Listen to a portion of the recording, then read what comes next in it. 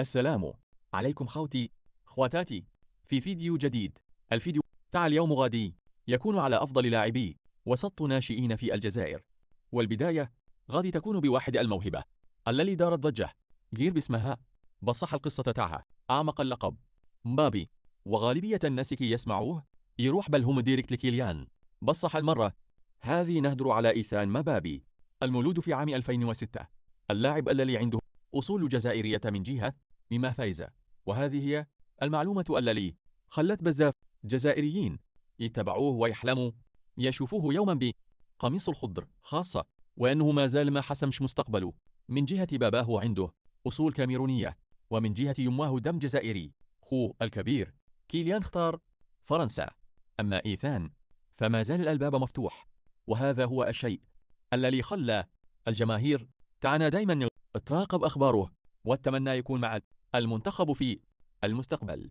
أما داخل الملعب فإيثان ما يشبهش لأخوه كيليان، يعتمد على السرعة والانطلاقات، بصح إيثان يلعب بهدوء كبير، يدير الريتم الناس، يلعب كلاعب وسط عصري، يساعد في بناء اللعب ويخرج الكرة مع الضغط بلا ما يتقلق. عنده لمسة ناعمة، رؤية جيدة، وشخصية بانت بزاف رغم صغر سنه. والملاحظ أنه ما خطرش نفس مركز خوه، بل خطر يبني طريقه ويصنع هويته بعيد على المقارنات. هذا قرار ذكي لأنه يخلي الناس يحكموا عليه بمستواه ماشي باسم عائلته. ومن أكثر اللحظات المهمة في مشواره الانتقال من باريس إلى ليل، هذا القرار كان رسالة واضحة، بل حاب يبني مسيرته بنفسه بعيد على الضغط الإعلامي وظل خوه الكبير. وفي ليل بدأ يأخذ دقائق أكثر، يتطور بدنيا وتكتيكيا ويثبت بل عنده الإمكانيات باش يولي من أحسن لاعبي الوسط في جيله. الخبراء في فرنسا يشوفوا فيه موهبة كبيرة ويتوقعوا يكون عنده دور مهم في السنين الجاية. وإحنا كجزائريين ما نقدروش نخبوا بلي نتمنى يجي نهار ويختار الجزائر، لأن لاعب بهذه المواصفات يقدر يزيد قوة كبيرة للميليو تاع المنتخب. ومن بعد هذه الموهبة الذي ما زال المستقبل تاعها مفتوح على كل الاحتمالات، يروح لواحد آخر ما يحتاجش تعريف كبير عند الجمهور الجزائري، لاعب يلعب بعقلية المحارب، يقطع الكرة، يضغط الكرة، الذي يرى بزاف ناس خليفة. مستقبل بدوي في الميليو ياسين تيتراوي. ياسين تيتراوي هذا المصغر الذي خرج من بارادو وراح يحفر في أوروبا، ماشي من نوع لجوار اللي يزوق بالبالون. لا خاوتي تيتراوي عنده أسلوب بتاع كل الحشيش وما تخليش الخصم يتنفس في وسط الملعب. هو المحرك الذي ما يحبس شقاع كي الماشينة تاع الخياطة يرقع قاعي الثقب الذي يخليهم لا ريار ويضرب ديريكت بلا خوف. الناس قاع تعرف بل الميليو تاعنا راه يخصه دما جديد، وهذا الولد هو الفيشة الناقصة باش تشعل القنطة من جديد. عنده روح قتالية قليل وين تصيبها، عند جوارا في سنه وما يهمه لا اسم الخصم لا قوته البدنية، المهم عنده الكرة ما تفوتش خط الوسط. تكتيكيا تيتراوي يعرف كيفاش يقطع البالون بلا ما يدير فائتات كبار، وعنده نظرة ثاقبة في توزيع اللعب وتقديم الأسيست للهجوم. هو ماشي غير يقطع الكرة، بل صانع ألعاب مخفي، يلعب في الظل ويسقم الريتم تاع الفريق كل سواك. الخطوات التي دارها كي خرج للاحتراف بينت بلي حاب يتطور صح وما يقعدش في بلاصته وراه يعرق كل يوم باش يثبت نفسه ويقول للقاع بلي المحلي قادر يشق طريقه للعالمية بالخدمة والصبر، واحنا رانا مستنيين النهار الذي يدي فيها البلاصة تاع الصحفي المنتخب الوطني، لأن لاعب بهذه المواصفات يقدر يكون ركيزة لسنين. بالصح إذا كان تيتراوي هو القلب النابض في الميليو، كائن واحد آخر يتبنى معه في نفس الخط كي الحيط تاع السيمو. نبقى في وسط الملعب وين كاين نصد والدفاع الحقيقي دعلي بالون. هنا نتكلم على الجدار الصلب وليد بارادو، المولود في عام 2005، خليص مراح، هذا المصغر في الميليو ماشي من نوع الجوار الذي يتقلق كي تلحق ليه.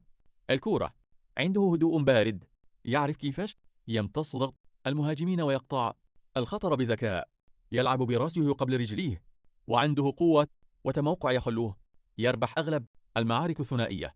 الانتقال للاحتراف الأوروبي كان خطوة مهمة باش يكسب الخبرة ويتعلم الصرامة التكتيكية. الجماهير راهي تتبعه باهتمام، لأن وسط الملعب الدفاعي يحتاج لرجال الصحاح ومراحرة يقدم أوراق اعتماده بثقة باش يكون واحد من أهم ركائز المنتخب في سبوع المستقبل. بصح إذا كان لاعب الوسط يقدر يجمع بين القوة الذكاء والهدوء، فكاين اسم البيل بدأ يطلع بقوة في إيطاليا. بزاف جزائريين ما يعرفوش حق معرفة. نهدر على يانيس مسؤولين، الموهبة اللي تربات في أكبر مدارس الكرة الإيطالية، وراه يبين بكل ما بارات بلي ما جاش باش كمل الرقم، بل جاء باش يفرض اسمه. مسؤولين ما هوش من نوع اللجوار الذي يدير حركات استعراضية، بصح هو من نوع اللاعب اللي المدرب يحبه، يعرف يوقف الهجمة، يقرأ اللعب قبل ما يوقع، وكي تكون الكرة عنده لا يخرجها بهدوء وذكاء.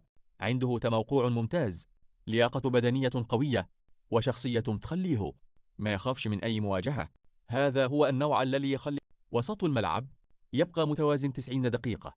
الميزة الكبيرة فيه بل يعرف يلعب بعقله قبل رجله، ما يتسرعش، ما يرميش روحه في كل التحام، ودائما يخلي الخصم هو الذي يغلط. وإذا وصل بهذا التطور فراه يقدر يكون من أهم لاعبي الوسط الدفاعيين الذين يمثلوا الجزائر في السنين الجاية. وبعدما هدرنا على لاعب خدم في الظل، نروح الواحد ما يعرفش يعيش في الظل أصلا. لاعب كان مطلوب من أكبر المنتخبات، وفي الأخير اختار يلبس قميص الخضر. عادل عشيش. عشيش ما يحتاج تعريف كبير، هذا هو الفنان تاع الميليو.